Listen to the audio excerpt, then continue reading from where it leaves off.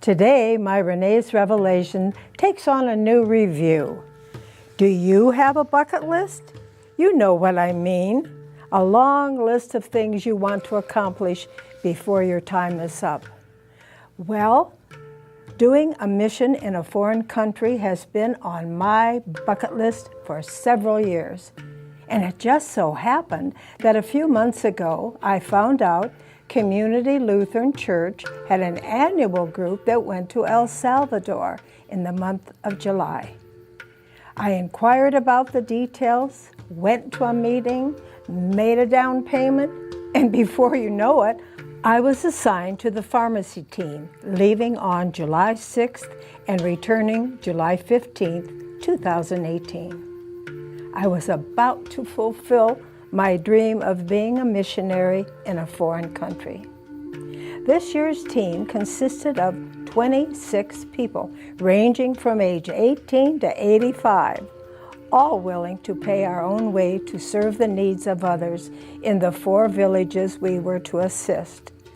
20 of the missionaries had been on this trip before, including 4 doctors, 3 nurses.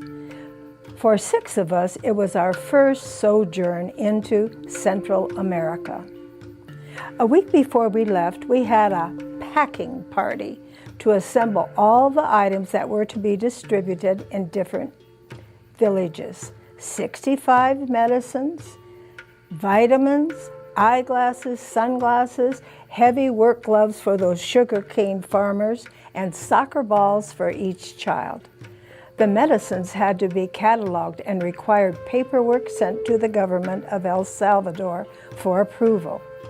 We were each given a list of items to be included in a small bag to fit in the bin above our heads on the plane. We took 10 bags of medicine, each weighing 50 pounds.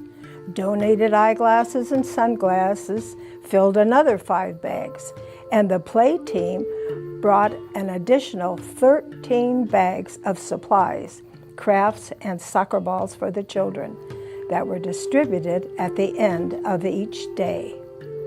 The purchase of all the materials given was made possible by church donations and proceeds from auctions, raffles, and generous contributions from members and friends.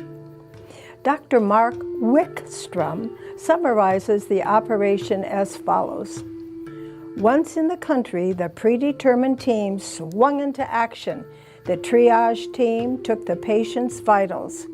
The medical team examined each of the 761 patients and prescribed medicines to address their physical ailments. The pharmacy team assembled each person's medications in individual bags.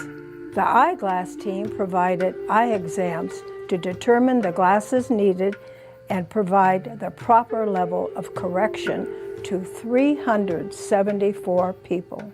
Meanwhile, the playground team was offering fun day camp activities for 250 children as they waited for their parents to be seen by the doctors. All of the communication between the team members and the Salvadorians was made possible by translation team. This dedicated group included not only 5 Spanish speakers from our group, but 6 university students from El Salvador who were practicing their English.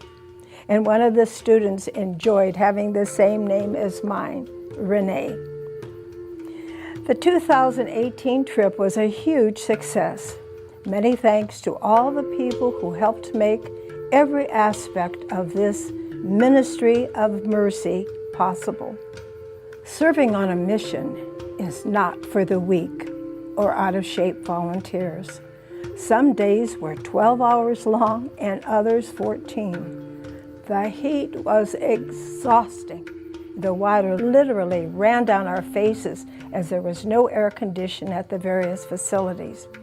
We arose at 6 a.m. and after breakfast spent 2.5 to 3 hours on a bus riding to the villages, often on unpaved, bumpy roads.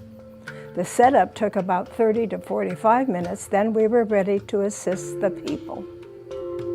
There were usually about 100 waiting for us. We had a 30-minute lunch break and were served a hot meal each day cooked by the villagers, consisting of chicken and local vegetables, plus flatbread. Depending on how many people were at the site, we began packing up by 3 to 4 p.m. This is when all the children lined up to receive their very own soccer ball. Each day we were ready to leave, we made a circle, and one of the villages or the priest or the minister would thank us for coming and explaining how much it meant to them to have us there. And sometimes they sang a song. This was a rewarding moment of the day, to see their happy faces and feel their emotions with the chance of being healed. When we drove away, it was comforting to know that the police had been guarding us all day long due to the amount of drugs we had with us. Then we started on our long journey home. And if we got home in a reasonable time, we went out to dinner, usually together. Our central location was downtown San Salvador, and there were many restaurants nearby to choose from. When we arrived late, we sent out for pizza. What else? One of my favorite times during the day was the bus trip on the way home, where we each shared our highlight of the day and an insight to add to our memory bank.